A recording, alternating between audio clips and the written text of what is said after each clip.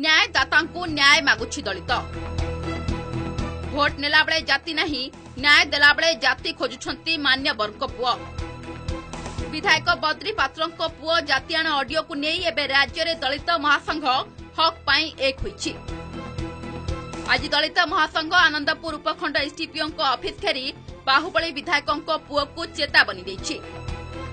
आगकु तो खबर भितरे अनेक किछि अछि। ता पूर्व शुणु विधायक पुओं जातिआण ऑडियो को। मो झील को भी मुझे जो पिला निशा खाऊ नथुव, जो पिला माँ भूनी इज्जत कौन जानते लव कर पलि मो मन दुखनी। मो झीटा पलि पारे कौन कितु अमनुष्य सागर न जाऊ, प्राण सागर न जाऊ। आम मानसिकता या जाऊँ आम जाति जाऊ भल पिला सागे मधुआ भाड़ुआ ही नथुव। तेणु आगुरी 10टा भल पाई मो झील 11 पड़ो। तेणु भल पाई जब का जाऊ जाऊ किसी असुविधा नहीं। ये जो छुआ मैंने कौन बुझीपार ना एक्चुअली छुआ मैंने कौन हुए भल पिलाटा जे कही आई लव यू ताकू शुणे, जोटा खराब पिलाटा कही आई लव यू ताकू शुणे। सत जो पिलाटा भल 100 भल सी कह भौणी तू मो भौणी भाया तू ये भाया मुझे भल पाए सेटा रिजेक्ट करदे। तू बढ़िया पुओ मुछु से पकईदे। जोटा अजराटा 5टा आगु भल पाई चल। तो देखु आम आज धारणा बसवर मान यह हूँ आम गत 16 तारिख दिन आम एफआईआर रुजु करूँ घसीपुरा पुलिस स्टेशन में। विधायक पुत्र टुटू पात्र जे कि घसीपुरा विधायक पुत्र टुटू पात्र ना से जातिआण मंतव्य देते जहाँ बहुत घृण्य भाव गोटे जाति को गोटे समाज को आक्षेप कर कहते। तो कहला पर से मीडिया आसिक कहते से रेकर्डिंग मोर किंतु मु कौन भूल कही ना। तो मु कहूँ से केमिति कौ प्रोटोकॉल भूल कही ना। जातिआण मंतव्य देवा एक द्रुत अपराध।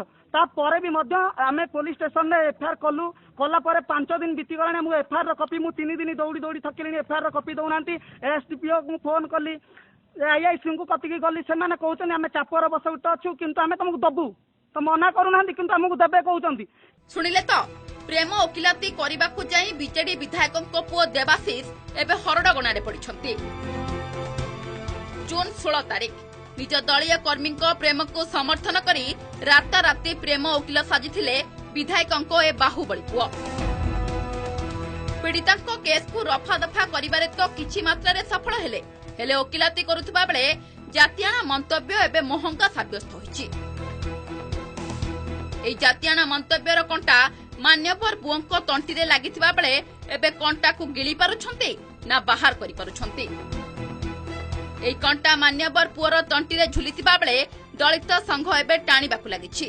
जहार प्रतिबादर प्रतिफलन आज एसडीपीओ ऑफिस सामने देखिबाकू मिलिछि। घसीपुरा विधायक तथा पूर्वतन मंत्री बद्रीनारायण पात्र पुओ जे घसीपुरा ब्लॉक रो पूर्वतन चेयरमैन से दलित वर्गों प्रति हीन व्यवहार करिसेंती एवं सेमानकु असामाजिक सहित तुलना करिसेंती। यह अत्यंत निंदनीय एवं यह संविधान विरोधाचरण करुछन। जदि से ऑडियोटी को संपूर्ण भाव में चला जाए एवं लोक शुणती ताले तांकर व्यक्तित्व कौन, तांकर चरित्र कौन एवं दलित वर्गों प्रति तांकर मानसिकता कौन लोक जानि पारंते। कथा होची दलित वर्गों को एते हीन दृष्टि देखिबा, तांको मन भितर दलितों प्रति एते विष अछि, एते जहर अछि, ताकू माने कोनोसी शब्द रे परिप्रकाश करा जाई पारे नाही। अन्यपटे पीड़ितांको ठारू दलित महासंघ घसीपुरा थाना रे लिखित अभियोग करिसंती। हेले पुलिस रो तदंत अंधार रे बाड़ी बुलाइबा सदृश होईछि। अभियोग को 7 दिन बीती जाइथिले मध्य अभियुक्त मान्यवरଙ୍କ पुओ खुलम खुला बुलुछंती। काहारो चापरे चेपा घसीपुरा पुलिस एठी काम करूछि कि मान्यवरଙ୍କ पावर। केबे गिरफ हेबे पीड़ितांको घर उपरे आक्रमण करिथिबा गुंडा बाहिनी? एमिति केते प्रश्न साधारण लोके पुलिस को पचारिबा आरंभ कलेनी। ठीक एतिकी बेले आनंदपुर एसडीपीओ सामना को आसी दृढ़ प्रतिश्रुति देछंती। सर स्टेशन तार तदन चली जो पेरेंट केस अच्छी रामचंद्रपुर रे सहित मिसी तदन चली ना। पुलिस कौन जिन चापेनि, पुलिस कौन स्वार्थ न था। पब्लिक जनसाधारण समस्या समाधान करने पुलिस अच्छी। पुलिस कौन स्वार्थ कौटी न था केतले इन्वेस्टिगेशन चली। निश्चय इन्वेस्टिगेशन प्रोसेस जहाँ बाहर ड्यू कोर्स रे हम।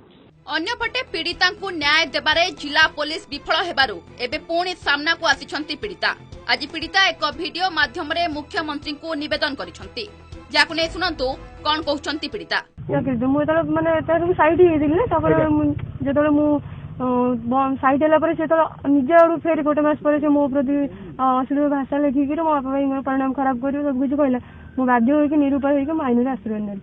ତ ମୁଁ ଚାହୁଁଛି ମତେ ମୋ ନ୍ୟାୟ ମିଳୁ, ତାକୁ ଉଚିତ ଦଣ୍ଡ ମିଳୁ। ଘଟଣାକୁ 7 ଦିନ ବିତି ଯାଇଥିଲେ ମଧ୍ୟ ପୋଲିସର ହାତ ଖାଲି। ଗୋଟାଏ ପଟେ ପୀଡ଼ିତା ନ୍ୟାୟ ଅପେକ୍ଷାରେ ଥିବାବେଳେ ଏବେ ବିଧାୟକଙ୍କ ପୁଅ ଜାତିଆଣ ମନ୍ତବ୍ୟ ଦେଇ ଖୁଲମଖୁଲା ପୋଲିସ ସାମ୍ନାରେ ବୁଲୁଛନ୍ତି। କେବେ ଅଭିଯୁକ୍ତକୁ ଗିରଫ କରିବ ପୋଲିସ ତାହା ସମୟ କହିବ। ଆନନ୍ଦପୁରରୁ ଦେବୀ ପ୍ରସାଦ ଜେନାଙ୍କ ରିପୋର୍ଟ, ନ୍ୟୁଜ୍ 8 ଓଡ଼ିଆ।